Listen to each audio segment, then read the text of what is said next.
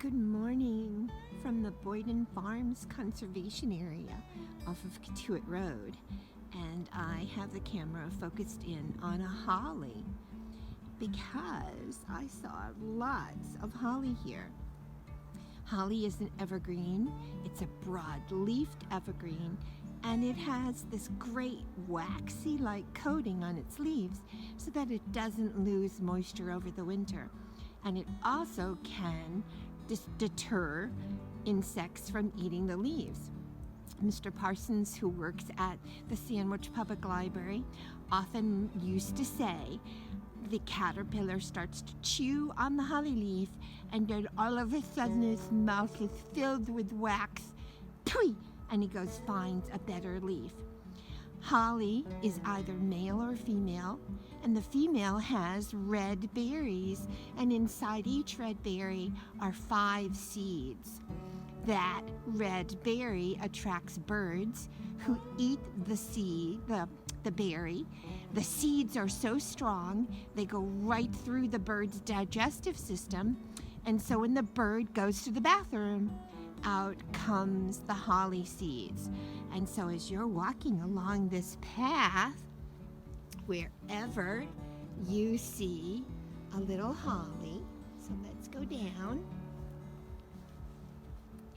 Wherever you see a little holly, wherever you see little hollies, wherever you see little hollies, you can say to your friends, something pooped there, because that's the only way these little hollies have gotten here to grow.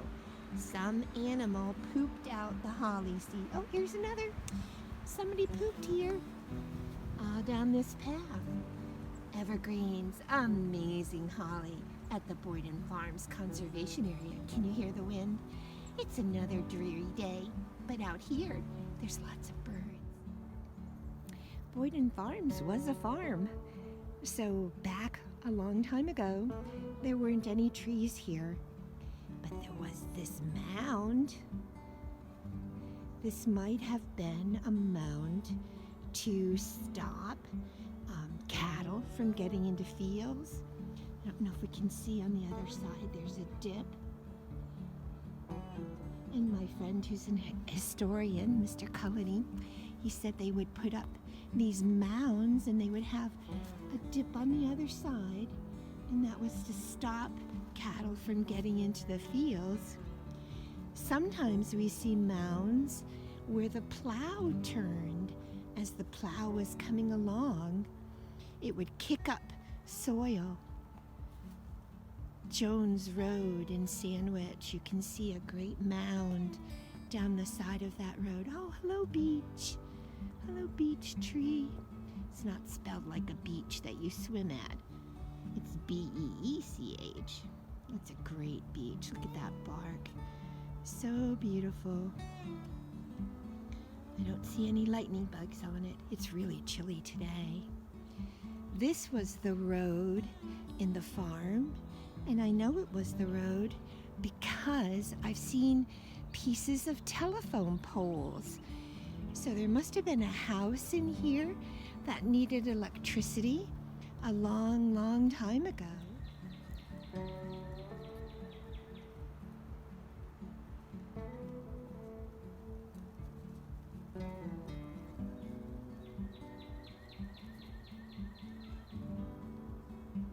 Maybe we'll get to see that cardinal.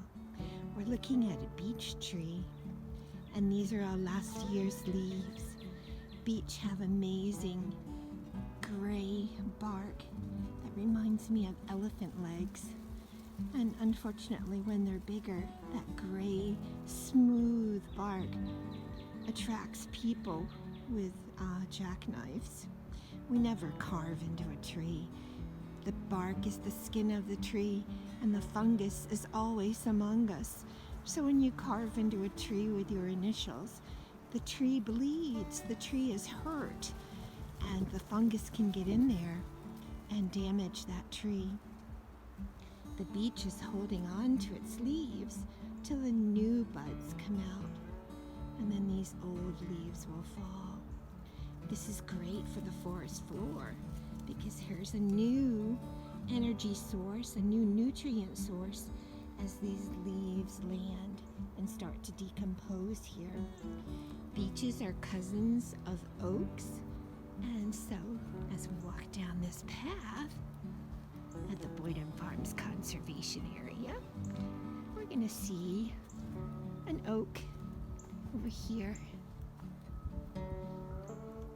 This is a white oak. It has rounded edges to its curled up leaves, and it's got some galls on it.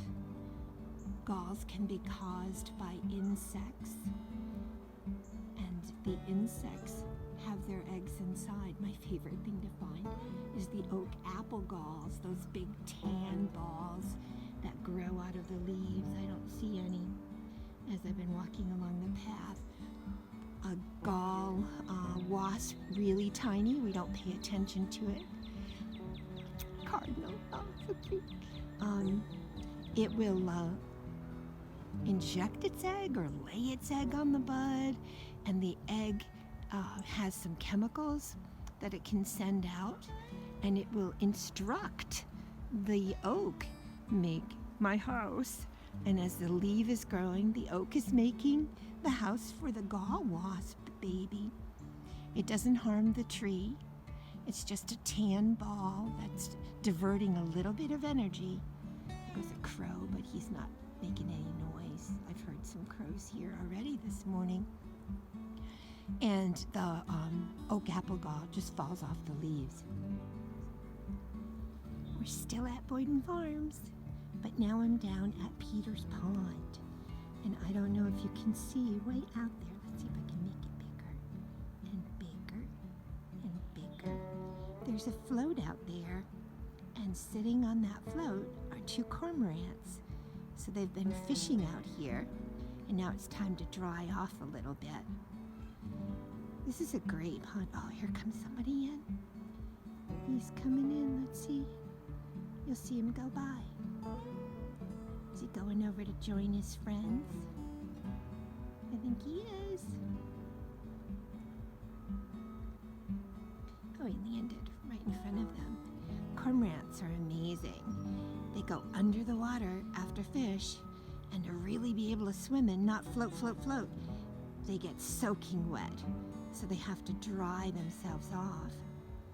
This bush right in front of us is a high bush blueberry. The buds are all swelling up for the flowers. They'll be opening pretty soon. The bumblebees will be excited with that. We're going to look through the bushes at the pond. It's really super high. There's Oak Crest Cove. Look at how high it is. The water's super high. We've had so much rain. There's really not much of a bank here. And I'll try to go slowly so I don't make anybody nauseous, especially me when I look at this again. It's just super, super high, right up along the tree, so I'm standing on a rock.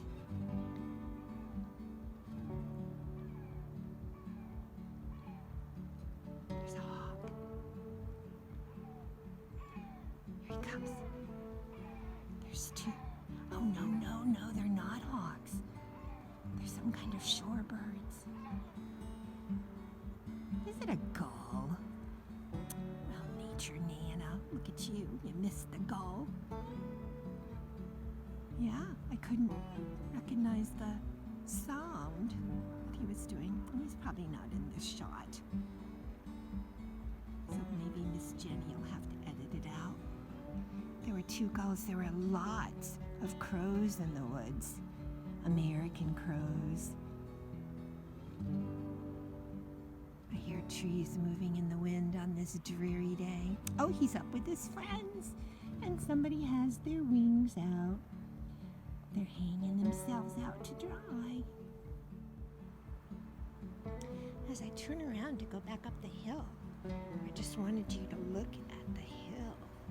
What is going on here?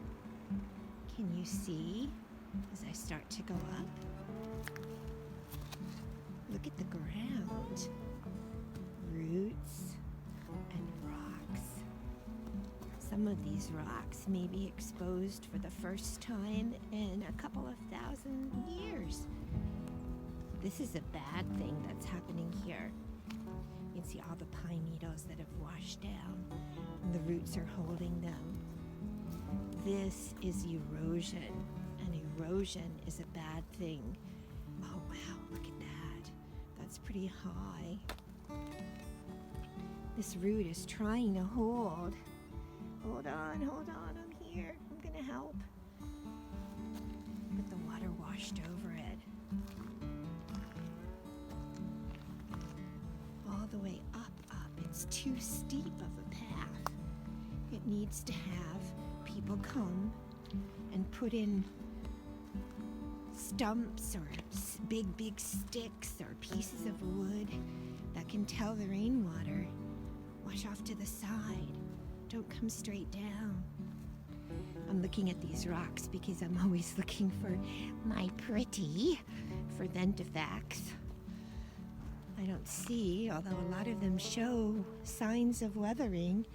They're pretty smooth and pretty rounded, but I don't see any that have faces on them or facets.